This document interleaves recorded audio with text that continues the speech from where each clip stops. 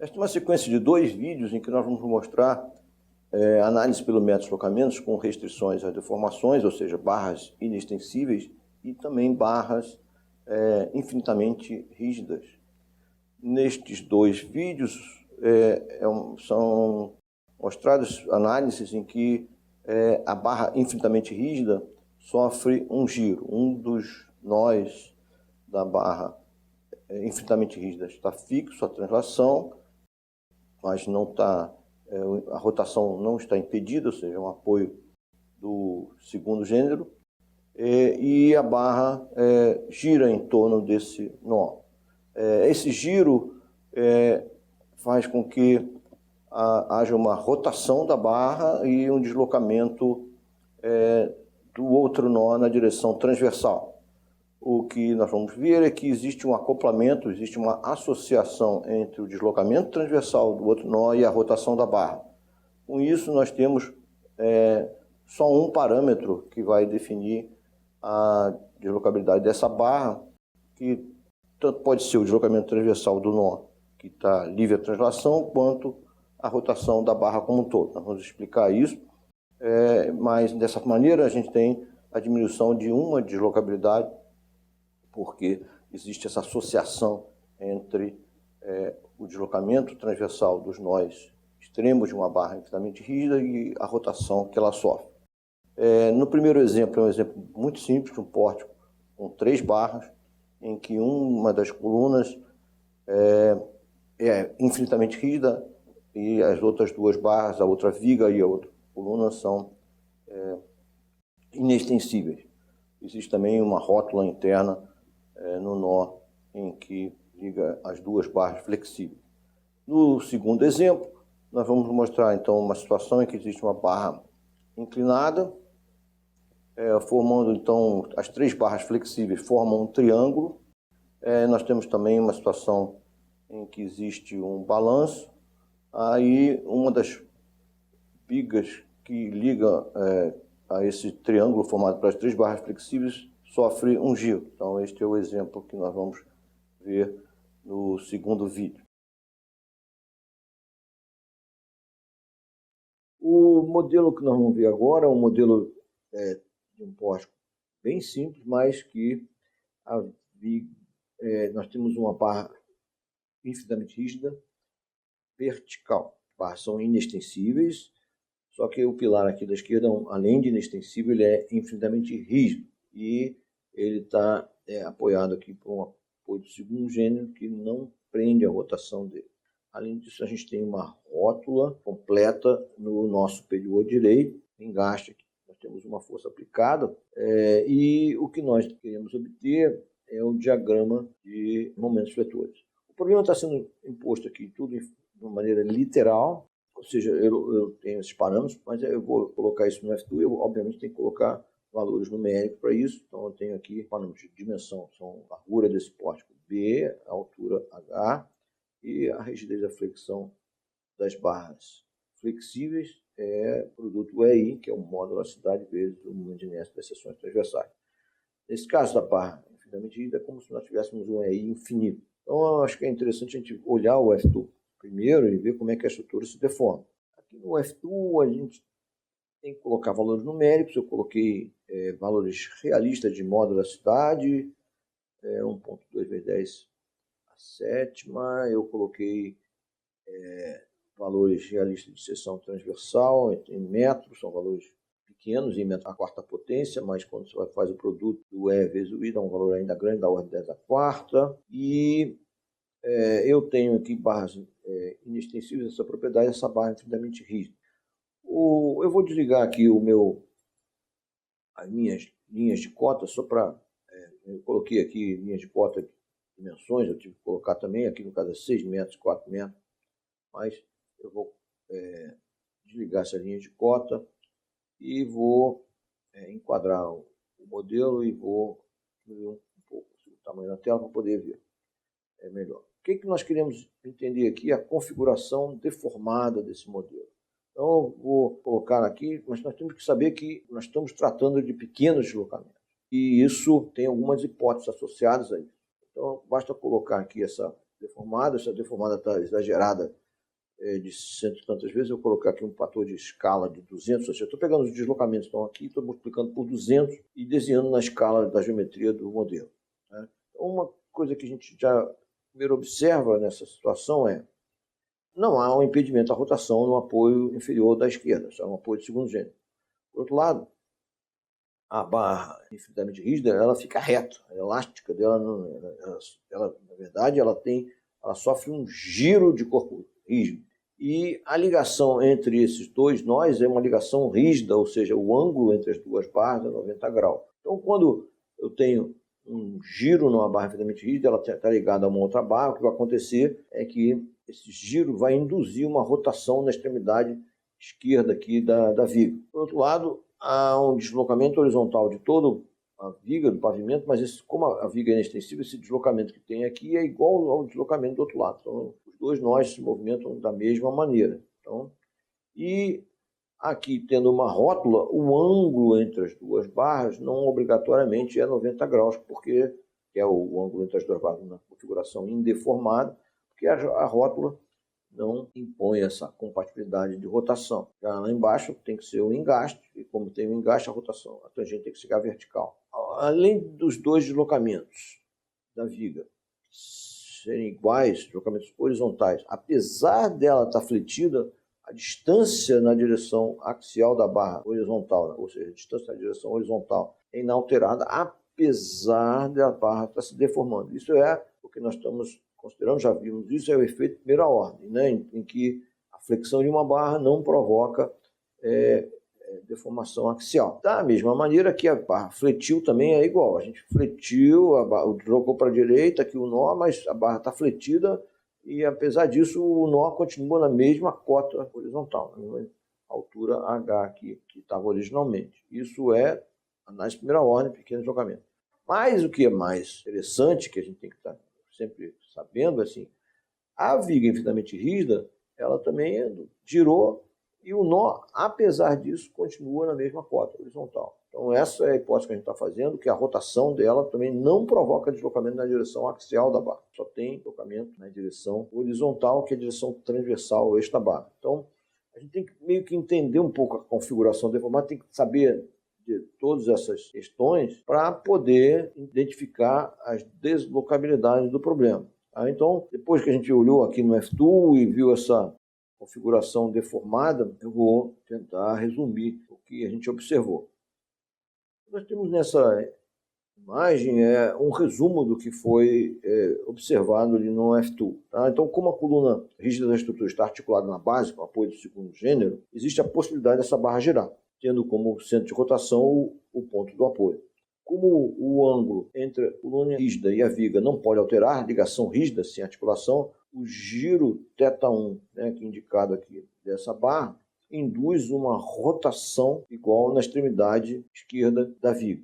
Tá? Então, essa é uma observação, esse é um 90 graus, aí o giro, que é um único giro da barra infinitamente rígida, porque ela só tem um giro, todos os pontos dela têm uma rotação, porque ela é infinitamente rígida, está sempre reta. Esse giro dela, porque a ligação é rígida com a viga, induziu uma rotação na extremidade esquerda da viga. Essa rotação não é constante para a viga, porque ela tem uma deformada, tem uma concavidade, então, mas é o valor da rotação na extremidade esquerda da viga. Né? A extremidade direita ela é articulada, mas a extremidade esquerda é. Uma coisa que nós temos aqui, então, observando que, considerando pequenos deslocamentos, o valor da rotação, porque é reto, o valor da rotação está sendo aproximado aqui à sua tangente, e a tangente tem o cateto oposto é D1, cateto adjacente é H, então a rotação é igual a D1 sobre H, aproximando o ângulo à tangente. Tudo aqui é pequenos deslocamentos e pequenas rotações. Isso quer dizer que existe um acoplamento, existe uma relação, uma associação entre a rotação e o deslocamento. Então, na verdade, nós não temos duas deslocabilidades, nós temos uma deslocabilidade, D1, D1, ou θ1, porque eles estão associados. A outra observação então, é o que nós acabamos de dizer, então o comprimento da barra rígida está aqui na direção vertical é H, e nós estamos considerando essa rotação então aproximado da sua tangente, e essa rotação é uma rotação θ1 no sentido horário e que induz uma rotação na viga, na extremidade esquerda, também no sentido horário. Tá? Então, isso são as hipóteses que a gente está levantando. O que nós observamos também é que há uma associação entre o deslocamento e a rotação, tá? E nós temos, na verdade, somente uma deslocabilidade. Nós podemos adotar qualquer um dos dois parâmetros como deslocabilidade, lembrando que deslocabilidade é o parâmetro que define a configuração deformada de um modelo. Nesse caso, nós só temos um parâmetro apenas. Ou nós escolhemos D1, ou nós escolhemos θ1.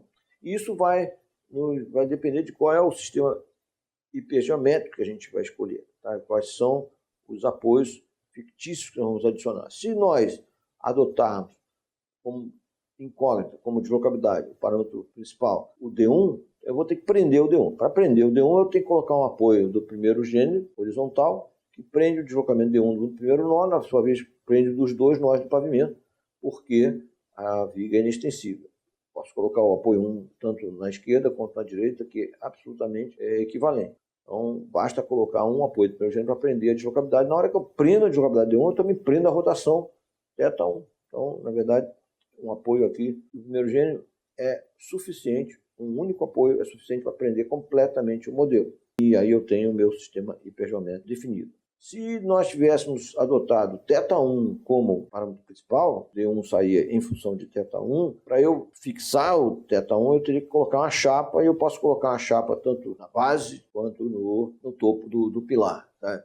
É interessante a gente ver isso lá no F2, essa questão de colocar o apoio que realmente impede o movimento. Vamos fazer isso lá no F2, usando o F2 como um laboratório virtual. Então, nós já chegamos aqui na configuração deformada. Eu vou fazer o seguinte, eu vou colocar um apoio aqui no nó superior, qualquer direção, na direção horizontal. Eu vou fixar esse apoio aqui, eu posso colocar ele, girar só para ter 90 graus, eu posso simplesmente colocar isso. Na hora que eu coloquei esse apoio, eu prendi, eu vou ver a configuração deformada, não tem configuração deformada, né? A única coisa que aparece aqui é esforço axial de compressão na viga, nada vem para as barras. Então esse apoio ele foi suficiente para prender toda a estrutura, né? E eu vou retirar esse apoio, e agora eu vou fazer o seguinte, em vez de prender o apoio, eu vou prender a rotação do nó superior da viga, do nó superior do pilar aqui. Eu vou prender essa rotação desse nó superior esquerdo. Colocando o quê? Uma chapa. Na hora que eu prendo a rotação dessa barra infinitamente rígida, o que é que acontece? Não tem deformação alguma. Não existe deformação no pilar, né? Eu poderia também ter colocado essa chapa, vou retirar ela aqui de cima, vou colocar ela aqui embaixo. E, nesse caso, eu tenho que também colocar aqui os engastes, né? Porque, de fato, se eu colocar só a chapa, não é. O que eu fiz é engastar, né? Colocar a chapa lá embaixo. Na hora que eu engasto isso, também não tem deformação alguma. Isso aqui é uma barra totalmente engastada, infinitamente rígida, presa no engaste, prendeu tudo. Quer dizer, é uma situação realmente que basta colocar um apoio fictício que prende ou o deslocamento ou a rotação. Então, se eu não tiver isso, eu tenho essa deformada. Mas o interessante é assim, eu posso até colocar essa chapa em qualquer posição aqui do meu modelo. Quer dizer, eu posso colocar, por exemplo, essa chapa aqui no nó central. Eu criei um nó aqui central e vou aplicar uma chapa nesse nó. Ou seja, qualquer que seja a posição que eu prenda, coloco essa chapa para colocar, o que acontece? O modelo não se deforma. Então, eu tenho essas duas opções. É interessante olhar sobre esse aspecto. No F2 a gente simula aqui matematicamente o que ocorre no modelo com esses apoios fictícios. Enfim, eu vou retornar aqui ao que era o modelo original. Eu vou deletar esse nó e vou restabelecer o que eu tinha originalmente, que é essa condição aqui. Então, o F2 é muito ágil nessas coisas, né? Vamos então voltar à resolução do problema. Adotando a opção de deslocabilidade sendo o deslocamento, isso nós vamos fazer sempre, é sempre mais intuitivo colocar um apoio do primeiro gênero do que colocar uma chapa, embora a gente viu que seja equivalente, mas nós vamos sempre adotar esse procedimento de colocar apoio do primeiro gênero para prender o deslocamento transversal da barra que sofre o giro. Uma vez que você prenda o deslocamento transversal de uma barra infinitamente rígida, nós também prendemos a rotação. No caso zero aqui dessa solução, com apoio prendendo a deslocabilidade D1, a gente já viu que as deformações, as barras flexíveis não tem nenhuma deformação. A única coisa que ocorre é o esforço normal, porque não é barra inextensível. A gente não tem a priori conhecimento do esforço normal, que é o esforço normal na viga, como que essa carga P chega lá no apoio fictício 1, e o que nós temos do beta 1,0 é igual a menos P, ao contrário do que está indicado, que é o sentido positivo do beta 1,0. O caso 0, então, tem só o beta 1,0 igual a menos P, e os momentos são todos nulos. No caso 1, nós vamos impor um deslocamento D1 igual a 1, ou seja, um recalque translacional horizontal. O apoio 1 vai impor um deslocamento dos dois nós do pavimento, e nós já vimos isso, e deixando o valor de D1, que é o nosso incógnito, para o lado de fora, então estamos colocando em evidência. Nós já vimos que a rotação que ocorre na barra infinitamente rígida é uma rotação única, θ1, e nesse caso, como D1 é igual a 1, é 1 sobre H. Uma rotação no sentido horário. E essa rotação no sentido horário da viga infinitamente rígida, porque tem uma ligação rígida aqui com o nó da barra horizontal, a gente tem que há uma rotação imposta na extremidade esquerda da viga, no sentido horário, com o valor θ1 igual a 1 sobre H. Tá? Então, essa é a configuração deformada do caso. Nós já tínhamos visto isso, comentando sobre a rótula também, que o ângulo não necessariamente precisa ser horizontal, porque a rótula ela não compatibiliza aqui as rotações. A gente não colocou aqui uma chapa nesse nó, porque aquele caso, naquele macete em que a gente tem uma articulação completa, a gente deixa a rotação do nó indeterminada, mas em todas as barras que chegam no nó são consideradas articuladas no nó. E o que nós queremos determinar são os diagramas de momento do caso 1 e o valor do K11, que é um único coeficiente de rigidez global. Então, esse é o nosso ponto de partida da solução do caso, são essas configurações deformadas, e nós vamos olhar para o que está acontecendo com cada barra que pode se deformar. O que vai para pilar infinitamente rígido eu não sei, a priori vai acontecer por equilíbrio do conjunto, é o que nós vamos deduzir. Então, a solução deformada do caso 1 para as barras deformáveis aqui são uma rotação imposta no sentido horário na extremidade esquerda da viga, que tem uma articulação na extremidade direita. Ela tem um movimento de corpo rígido também, essa barra, mas isso não provoca flexão, é um movimento na direção horizontal. E o que eu tenho então é um giro de θ1 igual a 1 sobre H, e isso, para ficar em equilíbrio, nessa configuração deformada, tem que aparecer um momento que é 3 sobre B, sendo B o comprimento da barra, vezes o θ1, só que é no sentido horário, porque a rotação é imposta no sentido horário. Depois aparecem forças transversais que equilibram essa barra, que são 3 sobre B, vezes θ1, dividido por B, porque é o braço de alavanca, sendo que isso forma um conjugado no sentido anti-horário para equilibrar esse momento no sentido horário. Essa é uma solução fundamental conhecida. A única diferença é que na tabela que tem essas rotações impostas, todas elas são impostas no sentido anti-horário. E aqui eu tenho uma rotação no sentido horário, inverte só os sentidos que estão lá. Mas por isso que a gente está insistindo em sempre olhar a configuração deformada, ver o sentido do momento, daí tirar os esforços transversais nas extremidades por equilíbrio da barra. Sempre isso acontece, é seguro. De qualquer maneira, é uma solução fundamental. Esse valor 3 sobre B vezes θ1 é um valor que vem da solução fundamental. Já o pilar da direita ele tem um deslocamento unitário imposto, a extremidade superior do pilar é articulada, então a solução fundamental tabelada, essa aqui tem uma concavidade para a direita, fibras embaixo são fibras da esquerda tracionada, no momento que aparece 3 sobre H2, isso é a solução fundamental consultada, e as forças transversais são 3 sobre H3, porque H é o braço da alavanca. O que ocorre no pilar da esquerda, que é infinitamente rígido, a gente vai ver agora. A gente vai ter que absorver o equilíbrio do conjunto. Esse momento aqui, ele tem que aparecer de algum lugar. Alguém tem que fornecer esse momento. Quem vai fornecer, na verdade, é a pilar infinitamente rígido. E esse cortante também tem que vir de algum lugar. Então, nós vamos ver isso nessa transmissão, quer dizer, né? Ação e reação, transmitir o momento e, por sua vez, essa pilar da esquerda tem que estar em equilíbrio. Então, aparece não só o momento no sentido anti-horário, o mesmo valor do momento que está aqui, 3 é I sobre B vezes θ1, isso é no sentido anti-horário, e para equilibrar essa barra eu tenho que ter forças transversais, formando um conjugado no sentido horário. Então, em cima é uma força para a direita, embaixo para a esquerda, e o valor é o valor do momento dividido pelo braço da alavanca, que é H, então está indicado aqui. Interessante observar que essa força tinha que ser uma força para a direita, mesmo assim como essa aqui foi para a direita, porque está sendo imposto um deslocamento para a direita. Então, fisicamente, a matemática reflete a física, né? Tudo que acontece aqui está fazendo sentido físico, né?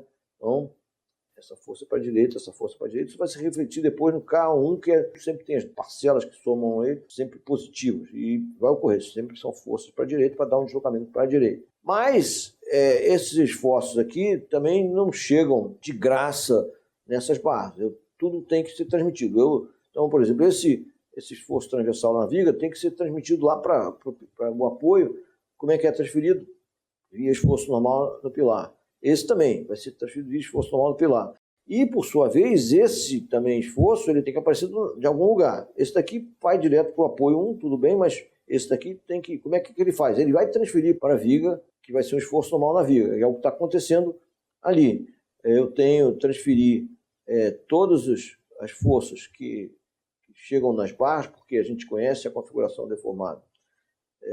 E essa finalmente, porque a gente equilibrou ela, a gente, além disso, a gente tem que jogar tem que haver as forças que aparecem aqui, tem que ser transmitidas para o resto, porque tem que haver o equilíbrio. Então, eles são transmitidos via ação e reação. Algumas morrem nos apoios, outras são transmitidas para o outro lado. Então, o que a gente está vendo aqui é exatamente isso. Esse esforço cortante que apareceu aqui foi transmitido como esforço normal lá em cima, e para que haja o equilíbrio dessa viga na direção horizontal, tem que aparecer uma força na direção contrária àquela lá. Tem que ser somatório de Fx igual a zero para a viga também. Quem fornece essas forças e essa força? Aí a gente tem um apoio 1 aqui, fictício, então a gente pode, de cara, K1 é a soma desse valor dessa força. Essa força, por sua vez, é a mesma força que está aqui, ó. Ela foi transmitida para o outro lado, a força que aparece aqui tem a mesma sentido dessa, tem que ser as parcelas do K1, tem que ser todas as duas positivas. Então, está demonstrado que o K1 é a soma dos cortantes nesse nível. Se for uma outra maneira de calcular, poderia fazer um somatório global de forças na direção horizontal, em que o K11 equilibraria com as reações de apoio horizontais, que são para a esquerda. Então, dá um K1 também para a direita, mais 3i sobre H ao cubo, mais 3i sobre BH2, que é o valor que a gente achou. Isso daqui é a configuração deformada, essa aqui é a solução. E também nós temos os momentos que atuam em cada barra, indicados na convenção de sinais do método. É o que nós temos aqui. Veja que houve todo um procedimento em que nós vimos a configuração deformada do modelo globalmente, olhamos para cada barra deformável em separado, que são soluções fundamentais. A gente conhece os esforços, quando a gente conhece as deformações de uma barra que pode se deformar. Nós não temos a mesma coisa para a barra infinitamente rígida, porque ela nunca se deforma. Então, os esforços transversais que vão para ela são consequência do equilíbrio. Houve, então, o momento que atua na extremidade esquerda da viga tem que ser jogada como uma ação e reação para o momento no topo do pilar, e daí a gente equilibrou o pilar rígido e achou os cortantes nele. Daí a gente viu que aqueles cortantes têm que aparecer de alguma maneira. Como que eles podem aparecer? Só tem uma maneira, via esforço normal nas outras barras. Os esforços normais não são conhecidos a priori.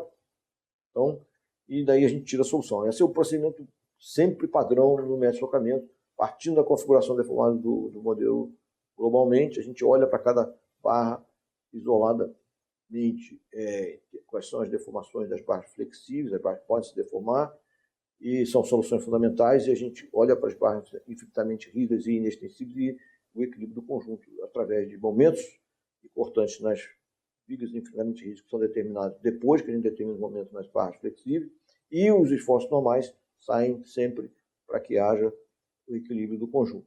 Os esforços normais, barras inextensíveis e infinitamente rígidas, não são conhecidos a priori. Então, um procedimento que é sofisticado, não diria que é complexo, mas sofisticado, mas ele é sempre, se a gente entender desta maneira, a gente vai fazer qualquer problema. Tá? E aqui eu tenho o meu esforço, momentos na extremidade da barra, na conversão de sinais. Eu ainda tenho que equilibrar esse modelo, fazer o equilíbrio global desse modelo para poder ter a solução completa. A condição de equilíbrio é uma condição de equilíbrio em que a gente zera o efeito do apoio fictício 1, somando as forças que ele introduz no modelo em cada caso. Betão 0 é a reação no apoio fictício, no caso 0, né? E o K1 é a reação no apoio no caso 1 para D1 igual a 1, o produto K1 vezes D1 dá o efeito total do caso 1, o apoio que vem, força que vem através do apoio 1, o modelo total é K1 vezes D1, no caso 1, e isso, usando os valores que nós temos aqui do beta e do K1, a gente consegue chegar no valor de D1 resolvendo isso aqui. Já colocamos aqui em função dessa maneira, porque PH3 sobre 3 aí é um valor de barra engastada em balanço com a força transversal, e B sobre B mais H é adimensional, e fazendo aqui a superposição, não, obviamente o D1 tinha que sair o deslocamento para a direita, por isso deu mais aqui. E os momentos finais são obtidos pela superposição do M0 mais M1 D1, sendo D1 esse valor que está indicado aqui, que depende de 1 sobre AI, e por sua vez o momento M1 depende de AI, vai cancelar o AI, o M0 é 0, e a gente obtém então esses momentos aqui finais na conversão de sinais do método. É evidente que a soma dos momentos nesse nó superior dá 0, porque a gente fez com que, ou no caso 1, esse momento deu 0, a gente fez com que fosse assim, na conversão de sinais, mas aí eu tenho que interpretar, e esse momento aqui embaixo é o que saiu, a gente só tem que interpretar a conversão de sinais para desenhar o diagrama de momento do lado inferior tracionado, que é o que está indicado aqui. Todas as barras têm diagramas lineares, porque elas são descarregadas. Isso foi assim um problema que a gente viu vários casos. Vamos resumir essas considerações nas próximas imagens. Aqui. Vamos resumir então essas observações em texto para que a gente possa fixar bem esses conceitos. Né? Primeira questão é que a gente vai aqui, quando a gente tem barras infinitamente rígidas e barras inextensíveis, a gente tem alguns procedimentos para serem adotados. É mais simples nós identificarmos as deslocabilidades de uma forma indireta. Nós vamos identificar deslocabilidades pelos apoios fictícios que nós precisamos introduzir para criar o sistema empejométrico. O sistema empejométrico ele é totalmente preso, ou seja, ele tem todas as deslocabilidades com valores nulos, a não ser quando nós impomos recálculos nessa deslocabilidade, mas é uma estrutura completamente presa. Então, para cada apoio que a gente precisa inserir para criar o sistema empejométrico, nós identificamos uma deslocabilidade. Para prender rotações, nós inserimos chapas fictícias, e para prender translações, nós inserimos apoios do primeiro gênero fictício. As direções desses apoios dependem justamente dessas situações, se tem barra infinitamente rígida com translação, ou barras inextensíveis com translação, ou rotação. É importante entender que o giro de uma barra infinitamente rígida está associada aos deslocamentos transversais em suas extremidades, pois a barra sempre permanece reta. Existe uma dependência entre a rotação da barra infinitamente rígida e os deslocamentos transversais dos seus nós. Por isso que a gente pode diminuir o número de apoios fictícios para serem inseridos, por isso nós podemos diminuir o número de deslocabilidade, porque as barras infinitamente rígidas têm esse comportamento. Quando uma barra infinitamente rígida não tem rotação, os seus dois nós não giram e não tem deslocamento na direção transversal ao eixo da barra. Isso foi visto na aula anterior. Nesse caso, na criação do sistema empejométrico, deve-se impedir a translação da barra infinitamente rígida na sua direção axial. Isso é feito através da inserção de um apoio fictício do primeiro gênero. Como os nós da barra infinitamente rígida não têm rotação, não é necessário inserir chapas fictícias nesses nós. Então, basta colocar um apoio para prender o deslocamento na direção axial, que a gente prende. Nós vimos isso no último vídeo da aula passada. Quando nós temos um giro na barra infinitamente rígida, tendo como centro de rotação, por exemplo, um dos seus nós, é mais simples e intuitivo a gente impedir a rotação dessa barra introduzindo um apoio do primeiro gênero que impede o deslocamento transversal do outro nó que nem deslocamento. O outro nó que não é o centro de rotação. É mais intuitivo nós colocarmos um apoio do primeiro gênero para prender a rotação da barra infinitamente rígida que sofre o giro, do que colocar uma chapa para prender a rotação do nó, que por conseguinte prende a rotação de toda a barra e que por conseguinte prende também o deslocamento na direção transversal. Nós vimos isso nesse vídeo agora, em que a gente simulou isso no F2, introduzir apoio do primeiro gênero ou introduzir chapa nesse caso. Mas nós vamos sempre utilizar a introdução de apoios fictícios do primeiro gênero, que acho que é mais intuitivo do que introduzir uma chapa para prender a rotação. Foi isso que nós vimos nesse vídeo. A continuação disso vai ser um exemplo em que nós vamos mostrar em essa questão da barra infinitamente que sofre um giro, e depois só nós vamos ter mais uma aula de deslocamentos ainda, que é um exemplo mais longo de barras infinitamente rígidas. Mas essa aula ela termina com mais um vídeo, exemplo de uma solução, pelo menos deslocamentos, de uma barra, de um modelo que tem barras inextensíveis e barra infinitamente rígida que sofre um giro.